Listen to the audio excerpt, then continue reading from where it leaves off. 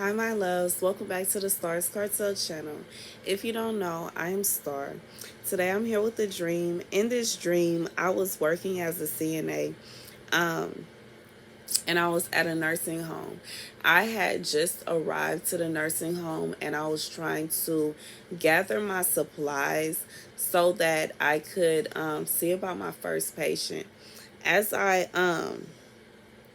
grabbed all my supplies, I went inside the room and saw that the patient had a full, um, I think it's called colostomy bag. Uh, yeah.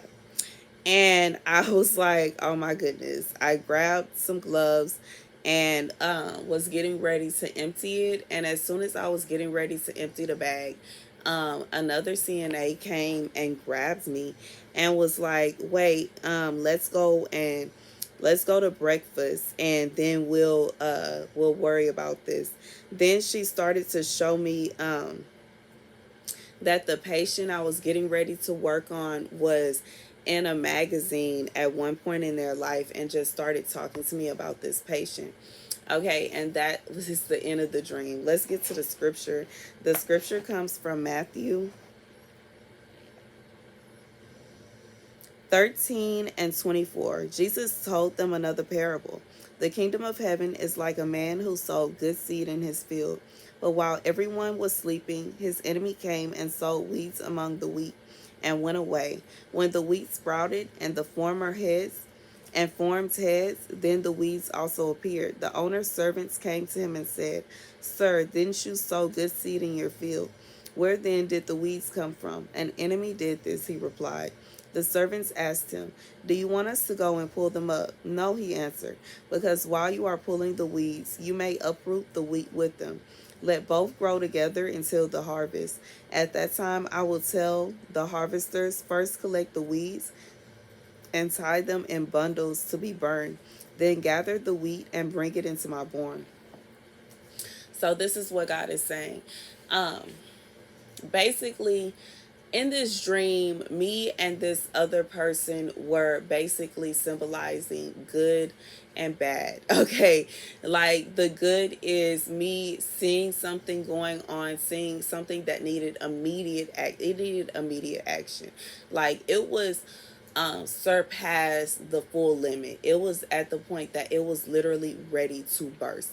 And I just feel like at that moment in time when she came to me talking about going to get breakfast, I was like, wait, what? And me, for y'all that don't know, I used to be a CNA way back in the day. And one thing that I learned is a big no-no is getting to work and not checking on your patients immediately, because you don't know what the shift before you got to and what they didn't. And me personally, I've worked all three shifts. I even used to work double weekends when they used to have double weekends. I've worked only weekdays when I used to have only weekdays. I've frequent 6 to 2 and 2 to 10. Very seldom did I do a 10 to 6 shift. Long story short, I know what it's like on every single shift. And I know that sometimes it is very difficult to get everything done. So, it's not always at fault of the shift before you. However, if it gets to a point to where you are working a shift and you have neglected a patient, not only can you yourself end up getting rolled up for doing that, but also you are neglecting a patient. This is a person that they have feelings, they have emotions, and it's already a messed up position as is. Y'all also know, or I will remind you guys that I was a patient at a nursing home, and I know what it feels like to be a patient at a nursing home. And it can be very hurtful if you are needing some assistance, you're needing help. Like just that alone is hurtful. Okay. When you're used to being able to take care of yourself and do for yourself and ensure that you go to the restroom by yourself, and you're used to being able to give yourself a shower and clothe yourself and do all these things for yourself, it is a very tough position to be in, let alone to end up in a situation where you feel like, okay, here I don't have to ask for anything. Here I don't have to, it's embarrassing to have to say I need help going to the restroom. It's embarrassing to say I need help getting to do this. I need help with this. I need help with that. And I get it, for someone that has never been in that position, it's easy to say, oh, that's not so hard. Oh, you could just like, no, because if you don't know what it feels like, then you can't speak on it. So if it's already embarrassing and it's already hurtful and it's already shameful, it already makes you feel less than to ask for help. It makes you feel even worse when you need help. Somebody knows you need help and they don't come and help you. They literally ignore you, deliberately ignore you. They don't even come to your room and see if you're okay. And I've experienced that as well. And it is very hurtful when someone just assumes, oh, they got it. Oh, they're just fine. Oh, because in reality, there are some patients that I've had that had colostomy bags that knew how to empty it on their own. And there are some that had no idea how to empty it. And when it comes down to it, it is dealing with bodily fluids, and sometimes these bodily fluids can be hazardous, and it should be handled by the professional. And it is very hurtful when it's a situation where it needs to be handled by a professional, but no professional has taken out the time, effort, and energy to stop and help. Because typically, when someone has a colostomy bag, they are the kind of patient that they can get up and move around and do a lot of things for themselves. And some people, they see that and they omit themselves from going to that room and making sure that person is okay. And that's why it's very important when you're in the nursing industry to make sure you are looking at the documents that you have to sign. You are looking at the documents that tell you what you have to do with each patient. You're paying attention when someone is walking you down that hall and letting you know what everybody got going on. God is saying that just how in this scenario, there's one person who I was in the position of that was determined to make sure the patients were okay, and I was determined to ensure that everything was going smoothly as it was supposed to. And then there's another person who is more relaxed and who is more like, oh, we're not going to worry about them right now. Who is more of, oh, let's go take a break. We just got here, but let's take a break. Oh, don't worry about that. They'll be okay. It's kind of like God is saying that in these everyday decisions, God is watching, and He is watching closely because He's trying to figure out who is the good and who is the weed. Who is the wheats and who are the weeds? He's trying to separate the wheat from the weeds. And if you are in a position to where you notice that someone needs your help and you decide not to help them, if you are in a position where you see that someone is like basically your decisions, okay, your decisions are what you're being judged on. And I've heard so many people say, oh, you don't just get to heaven by being a good person. No, you don't just get to heaven by being a good person. However, you also are not going to get to heaven if you are being a mean, nasty, and hateful person. And I just refuse to believe. Okay, I refuse to believe that a person who has lived their life in such a way to always be doing good to other people, always doing trying to help other people, always trying to seek out to look for the best in other people, always seeking out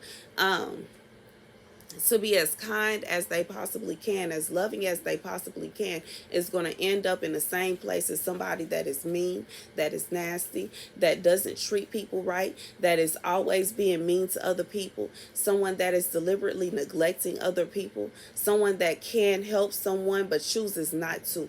I just refuse to believe that they will end up in the same place. I refuse to believe that somebody that is living their life in such a way that they try to follow the path path of Christ as closely as they can. They try to the fullest extent with every bone in their body to do right is going to end up in the same place as someone who chooses to do evil. I refuse to believe it.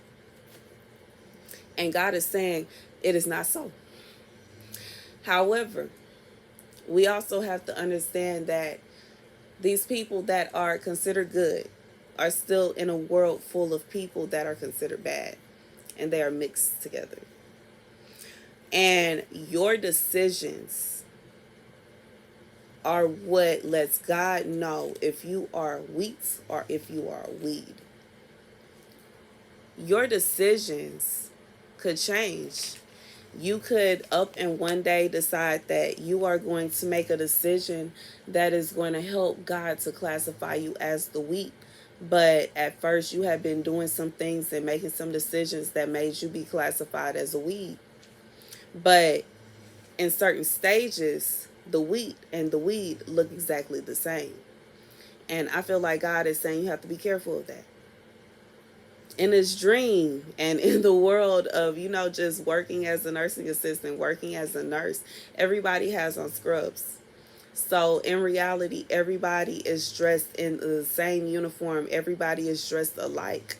But the weeds want to leave the patients unattended to and go and chill first thing as soon as they clock in, while the wheat wants to ensure that the patients are okay before they go, regardless if they're going on a smoke break, going to get breakfast, going to do this, going to get that. You know what I'm saying?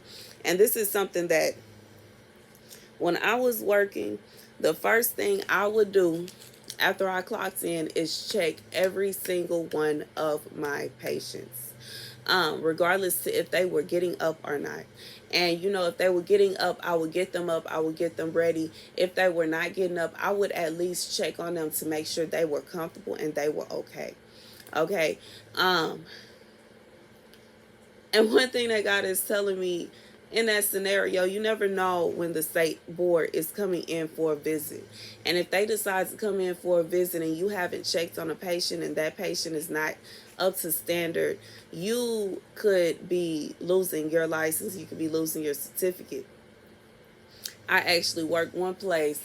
I went back to get my last check and somebody told me, oh girl, that place was closed down. They was shut down by the state. The patients were in such a predicament. The patients were in such a predicament that as soon as the state walks in the door, they walked around a little bit and they shut it down. They sent all the patients to different facilities and they sent everybody that was on the staff home. Okay. God is saying that nobody knows the time or the hour. No man knows the time or the hour that God is going to say, let me see what you're doing. What you got? What you doing? What have you done lately? I hear. What have you done lately? What have you done to help my children? What have you done to help your neighbors? What have you done to show other people that you love them, that you care about them? And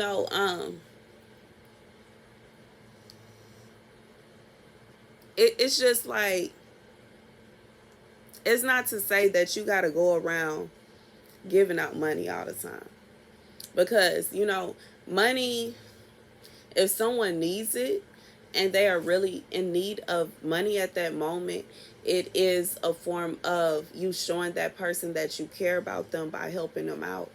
But at the same time, you can show somebody that you care by simply checking on them from time to time, by spending time with them from time to time if they need help in a different way, like regardless if they physically need help and they're in danger, or if it's a situation where they're sad and they need someone to talk to. There are other ways to help other people and to show kindness to others. And I just feel like God is saying that for all of us, we are meshed together in a world full of wheats and weeds. And we are in a stage to where you can't really tell who is who. The only way that God is going to know the difference between the wheat and the weed is by the actions and the choices that everybody takes, okay? And that's the message. Thank you guys for watching. Be sure to like, share, and subscribe.